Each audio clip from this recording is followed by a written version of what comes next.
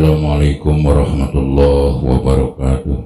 Waalaikumsalam warahmatullahi wabarakatuh. Alhamdulillahi rabbil alamin. Wassalatu wassalamu ala asrofil anbiya'i wal mursalin Sayyidina wa maulana Muhammadin wa ala alihi wa sahbihi ajma'in. Asyhadu an la ilaha illallahul malikul haqqul mubin wa asyhadu anna Muhammadar rasulun nabiyul karim wa nahnu ala dzalika minasyahidin wasyakirin. Ayyuhal hadirun ittaqullaha haqqa tuqatih wa la tamutunna illa wa antum muslimun. A'udzu billahi minasyaitonir rajim. Qul hal yastawil ladzina ya'lamuna wal ladzina la ya'lamun. Ila hadratin Nabi Mustafa Muhammadur Rasulullah sallallahu alaihi wasallam wa ala alihi wa sahbihi wa azwajihi wa dzurriyyatihi wa ahli baitihi syaulillahi lahumul fatihah.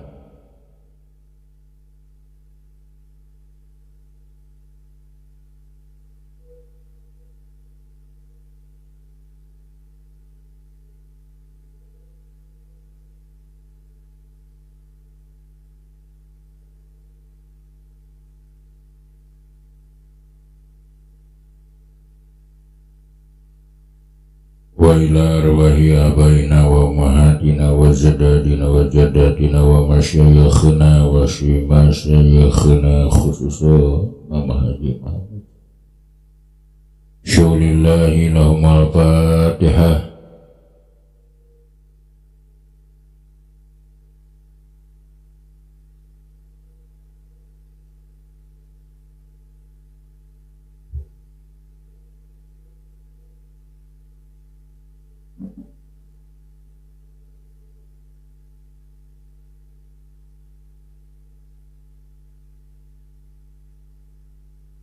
Wa ila muallifi hadal kitab ila hadrat Gusti radhiyallahu anhu wa usulihi wa furu'ihi wa masyayikhihi wa ahli baitihi syaulillahi lahumul fatihah.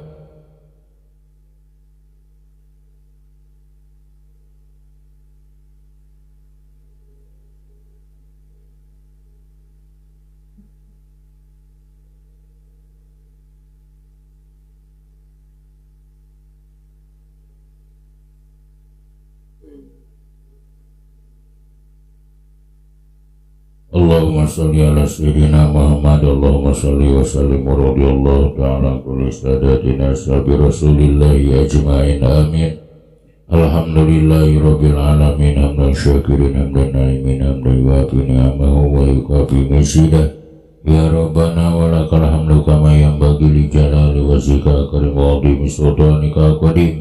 Allahumma salli ala sayyidina Muhammad salatan tunjina biha min jamil ahwali wal afat wa taqdilana biha jami'al hajat wa tutahhiruna biha min jami'i sayyiat wa tarfa'una biha indaka ala darajat wa tuballighuna biha usagayat min jami'il khairat fil hayati wa ba'dal mamat wa sallim tasliman katsira. Allahumma ighfir lahum warhamhum wa'afihim wa'fu anhum waj'alil jannata maswahum. Allahumma adi fi qabrihim nur wa rahmatan wa maghfiratan daimatan ila yaumil qiyamah.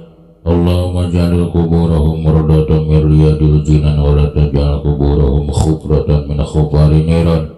Allahumma taqabbal wasi sawaba ma qaranahu min al-Qur'anil azim ila hadratin Nabi Mustafa Muhammadur Rasulullah sallallahu alaihi wasallam wa ala alihi wa sahbihi ajma'in wa ila arwahi abaina wa ummahatina wa zadadina wa jadatina wa masyayikhina wa masyayikhina khususan. Ya ayyuhan nafsul mutmainnah irji'i ila rabbiki radiyatan mardiyah fadkhuli fi ibadi wadkhuli jannati wal abrar. Allahumma arinal haqqa haqqa warzuqna tiba'ah warinal batila batila warzuqna zinabah. Allahumma jam'ana jam'ar rahmah wa liqa'ana liqa' rahmah wa tafarruqana tafarruqa rahmah. Rabbana atina fid dunya hasanah wa fil akhirati hasanah wa qina adzabannar.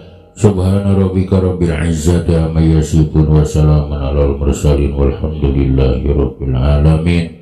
Nasalukal ijabah bi barakati umil Quran al-Fatihah.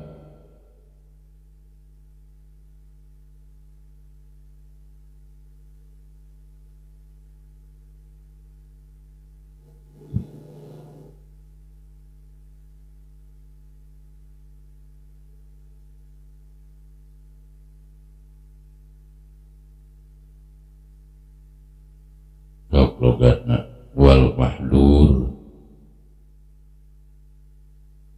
Bismillahirrahmanirrahim. Wal mahduru jeung ari anu disebut mahdur haram min haitsu tina jihad wasfuhu ari kasifatanana itu mahdur bil hadri kalawan mahdur ay haromati ayil haromati tegesna haram eta ma perkara yusabu anu diganjar naon ala tarkihi ninggal kenana yeuma imtisalan karena arah-arah nurut wa yu'aqabu jeung disiksa naon ala pilihi migawena yeuma.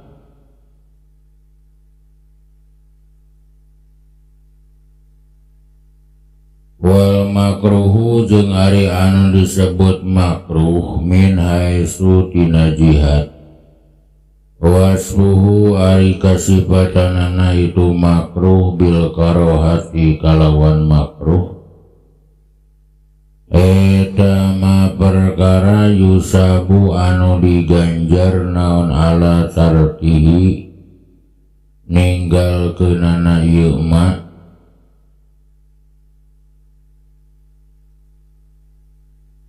imtisalan karena arah-arah nurut wala yu'aqabu jeung teu disiksa naon ala fi'lihi migawena ieu ma.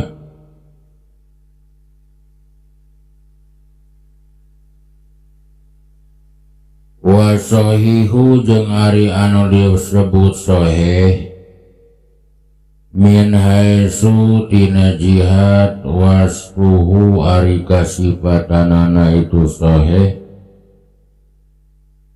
eta bisihati kalawan sah eta ma perkara ya ta'allaku anu cumantel bihi kana itu ma naon anu kudu nuput artina lulus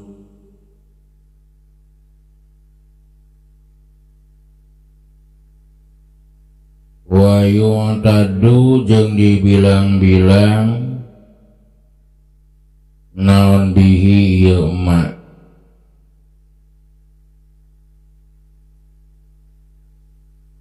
biani zatama'a kalawan sacara yen kumpul naon ma perkara yu'ta baru anu di hitung-hitung naon pihi dina ieu ma saraan mungguh sara akdan eta akadan kana aya ieu ma au ibadatan atawa ibadah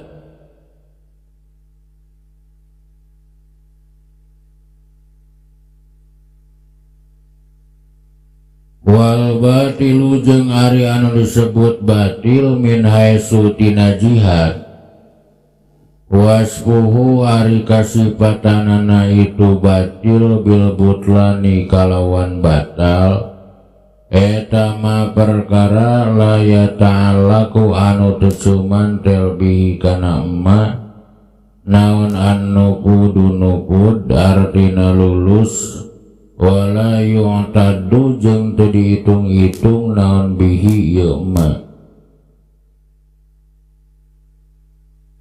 bi'alam yajtami kalawan yen sacara teges kumpul naon ma perkara yu'taddu anu dihitung-hitung naon bihi ieu ma syar'an munggu syara akdan eta bangsa akad-akadan kana aya ieu ma au ibadatan atawa ibadah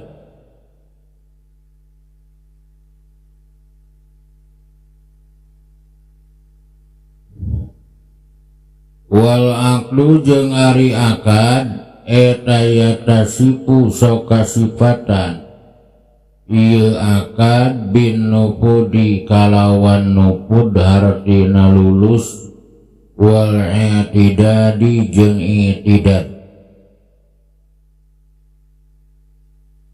artina dihitung-hitung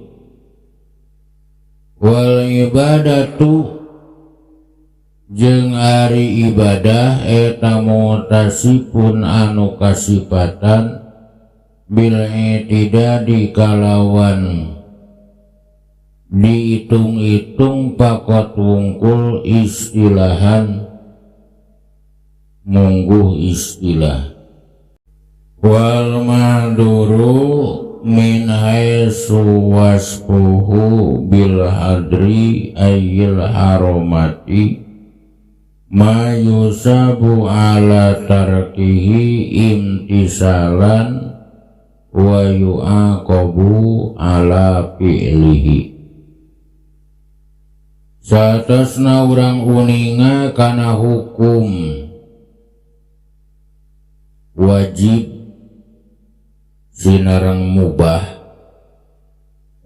maka dina ieu maqalah ajengan musannif bade nyarioskeun masalah haram oge makruh teras soheh teras fasid atau batil. Jadi notos kabahas teh masalah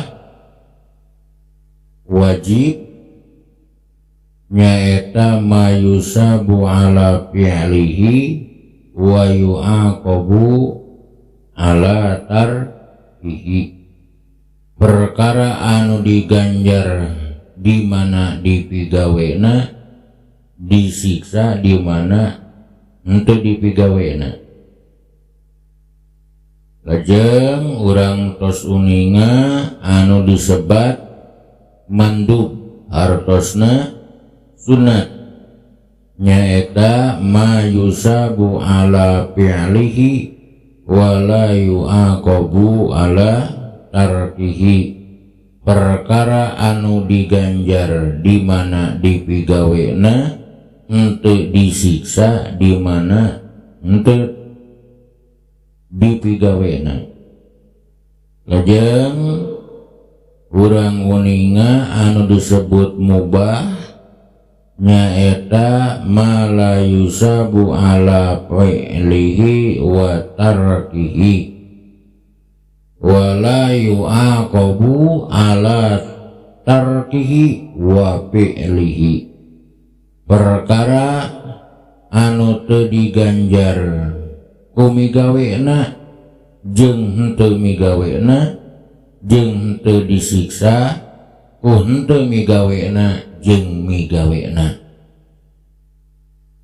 Jadi nutos kapendaku urang sabriji tilu nu kaopat ayeuna haram.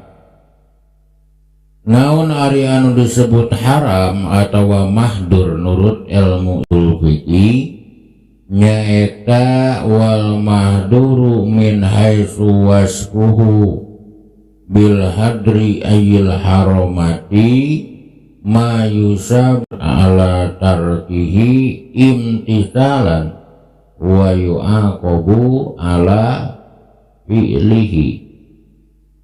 Artina nu disebut haram teh perkara anu diganjar di mana ditinggalkeunana karena arah-arah turut jeung tumut ka Allah sinareng ka Rasulullah sallallahu alaihi wasallam jeung bakal disiksa na migawena eta perkara.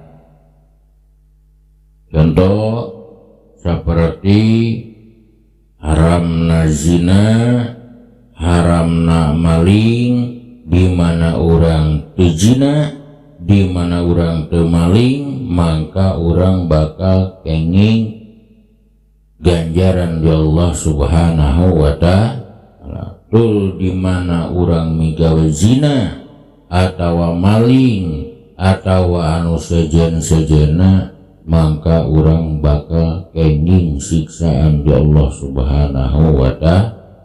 Dina istilah mahdur, dina istilah haram, aya nu disebut haram, aya anu disebut makruh tahrim. Naon bedana haram sinareng makruh tahrim? Ari anu disebut haram mah haram ku dasar parantos ditetepkeun ku dalil anu qot'i, seperti haramna zina, haramna maling, sareng anu sanes-sanesna. Sementara aya nu disebut makruh tahrim. Naon ari makruh tahrim? Nyaeta perkara anu dihukuman haram, anu hukum haramna ngalangkungan dalil anu zonni. Aya istilah dina kitab An-Nafahat, al-haramu ma sabata nahyuhu bidalilin qat'i la yahtamilu ta'wil wal makruhu karahata tahrim ma sabata nahyuhu bidalilin yahtamilu ta'wil.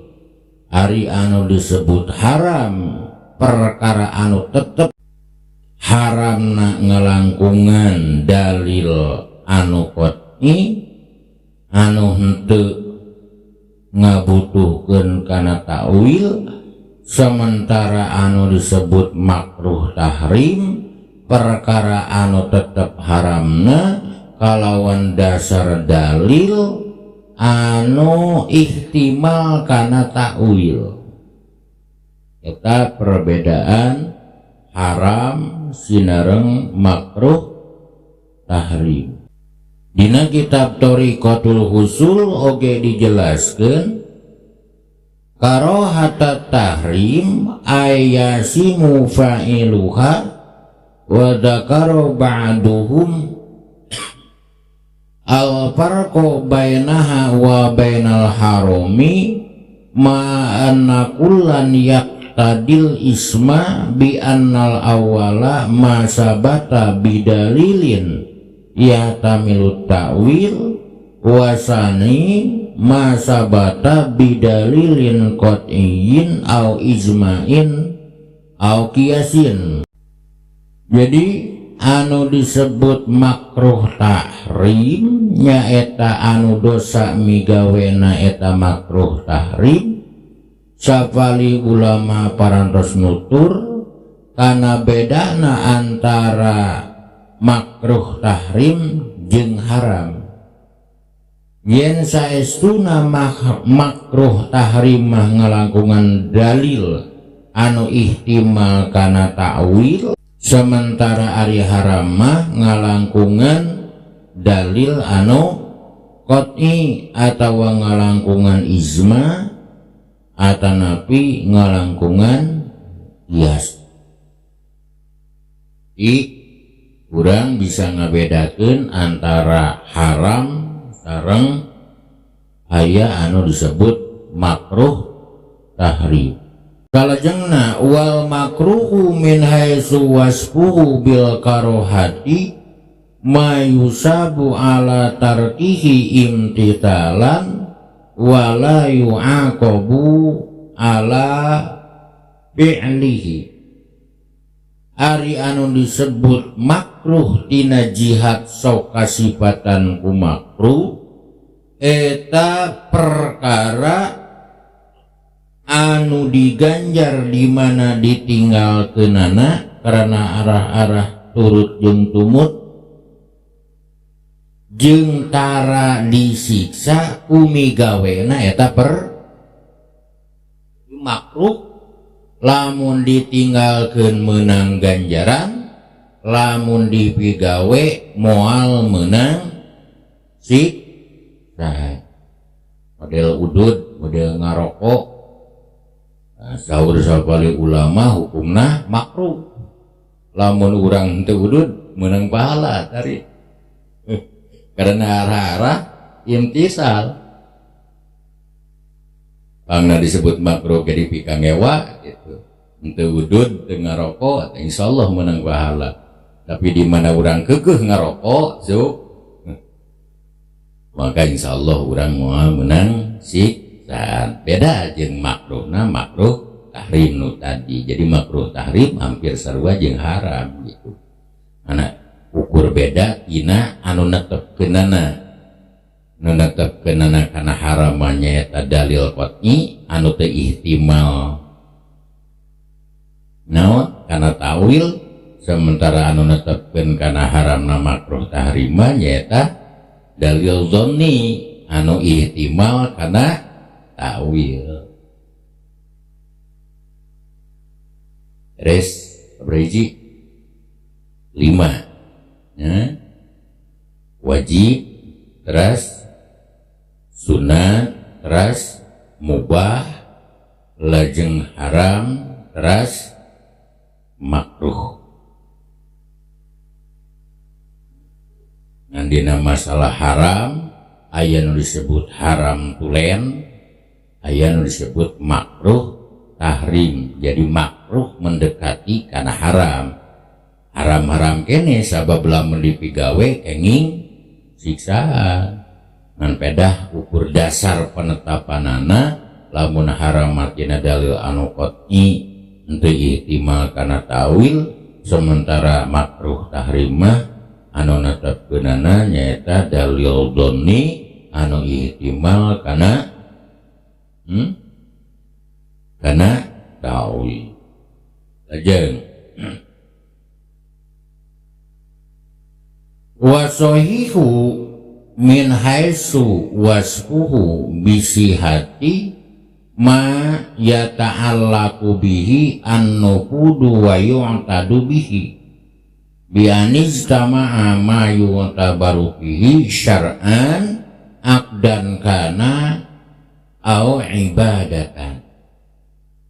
Salajengna urang prayogi uninga naon nu disebut sahih dina sok kasifatan usah nyaeta perkara anu kacantelan ku nufud kululus jeung wene tidak dihitung-hitung. Jadi sakali deui anu disebut sahih mah nyaeta perkara anu kacantelan ku nufud sareng i'tidad, kacantelan ku lulus sareng dihitung-hitung jadi. Saperti kabuktianana kumpul syarat jeung rukun anu kudu dilakonan mungguh syarat. Naha urusan akad-akadan atawa urusan peribadahan.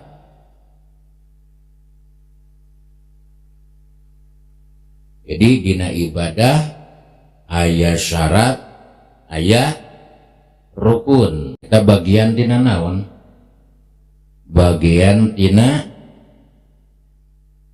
i'tidad gitu. Jadi bisa ditangdukeun ieu sah, ieu teu sah, ku ayeuna i'tidad, dihitung-hitung. Dihitung-hitung ieu mah sah, ieu mah henteu sah. Ari anu disebut soheh tina jihad sok kasipatan kusah nyaeta perkara anu kacantelan ku nukud jeung i'tidad, ku lulus jeung dihitung-hitung jadi. Sacara kabuktianana kumpul syarat jeung rukun anu kudu dilakonan mungguh syarat. Nah rek dina akad-akadan saperti dina jual beli sareng anu nu sanes-sanesna atawa rek dina peribadahan.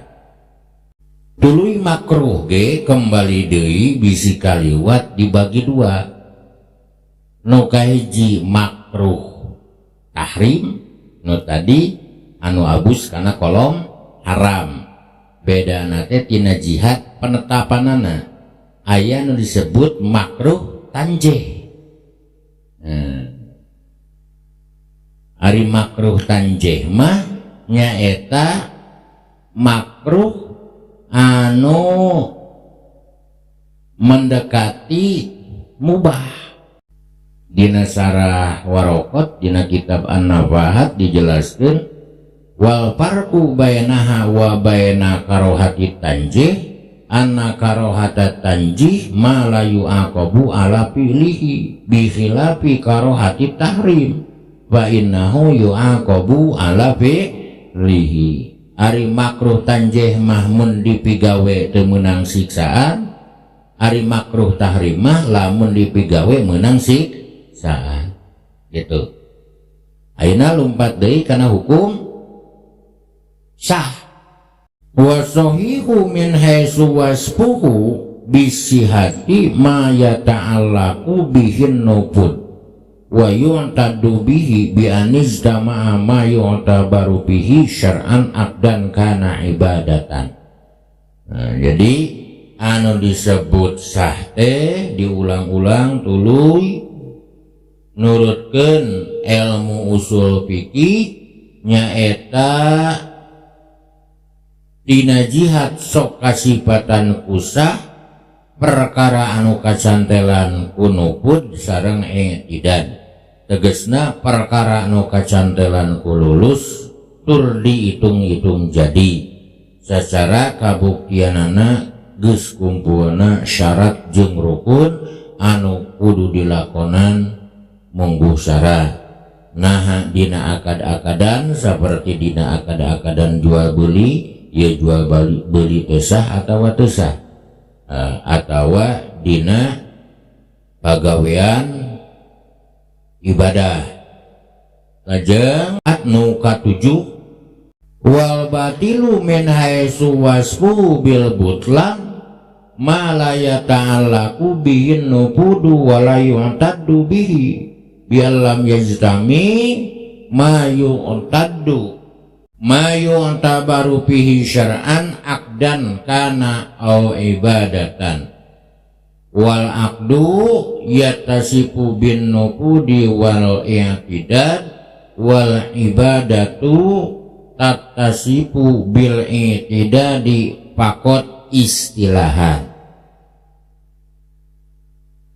Jeung ari anu disebut batil atau fasid bahasa kitab anu sanes nyaeta tina jihad sok kasipatan ku sifat batal, nyaeta perkara anu henteu kasantelan kalawan lulus kalawan nupud jeung henteu dihitung-hitung jadi. Jadi mun sah tadi aya nupud jeung aya tidak, lamun batal mah berarti teu aya nupud teu aya tidak. Secara henteu kumpulna sakabeh perkara anu diitibar dina eta pagawean mungguh syarat. Secara henteu kumpulna syaratna, henteu kumpul rukunna atawa compang, sebagian syarat sebagian rukun teu aya.